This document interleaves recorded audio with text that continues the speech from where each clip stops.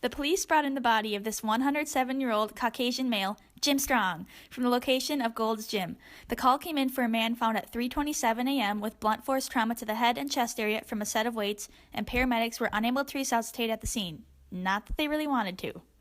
The case was brought to our attention because the man was found in a fixed position, with limbs splayed in various directions, and the medical examiner would like our team to determine how this occurred and how to prevent this from happening to anyone else. Team, we may have a serial killer on our hands. To cause a muscle movement, the process begins with the brain. The brain sends the signal of movement through the nervous system and the appropriately named neurons. To signal movement to the specific muscle tissues, a specialized type of neuron called a motor neuron receives the signal in its dendrites to move the muscle. The signal that passes down the motor neuron is called an action potential and is the main way a human body will send any message within itself. Finally, the action potential has reached the end of the motor neuron, called the axon terminal, where it's time to send the signal off to the muscle. The signal will be sent in the form of little neurotransmitters that are contained in vesicles. The neurotransmitters ready to leave their motor neuron and shoot off across the gaps between the motor neuron and muscle tissue called synapses to meet the receptors waiting on the other side. Now the signal has reached the muscle. The neurotransmitters have reached the new landscape of a myofibril, which combines with other myofibrils to make up a muscle fiber.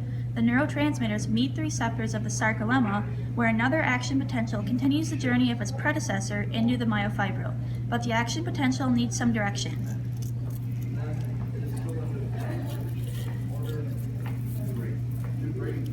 So it passes through the T-tubule to be guided to its next stage, the sarcomere. The sarcomere is a fundamental unit in the contraction muscle, so it is a very important structure to movement of the human body. At last, the action potential reaches the receptors of the sarcoplasmic reticulum. The sarcoplasmic reticulum controls the concentration of calcium ions, some of which will be released by the action potential when ATP energy is used to power the active transport of the calcium ions. Meanwhile, the sarcomere awaits the arrival of the calcium ions so it can kick into action in the sliding filament model. The sarcomere is made up of two crucial myofilaments, actin, which is the thin filaments that have binding sites, for the myosin, which is the thick filaments with heads to link to the actin. Specifically, actin has two important passengers that are proteins called troponin and tropomyosin to regulate the binding sites of actin. Now that the action potential has signaled the release of calcium from the sarcoplasmic reticulum, the myosin and the actin are ready to interact.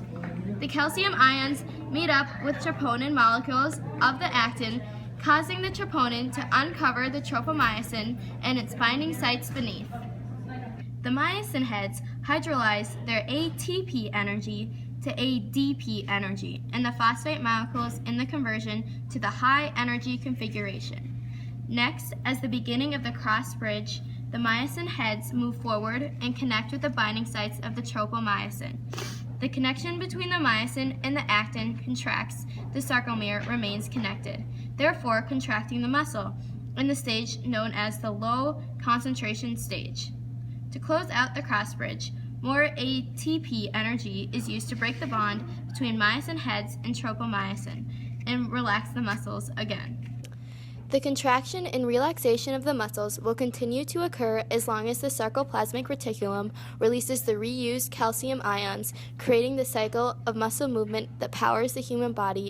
In the case of Jim Strong and any deceased body, rigor mortis has everything to do with the aforementioned process of muscle movement.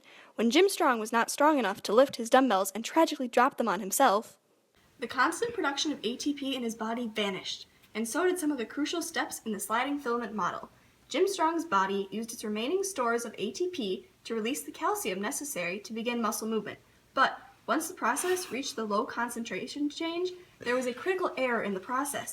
There was no remaining ATP to break the bond between the myosin heads and the tropomyosin to relax the muscles. So, his muscles remained in their fixed positions until his body was discovered. Our team has determined that, fortunately for the civilians of Woodbury, there was no serial killer activity in the death of Jim Strong.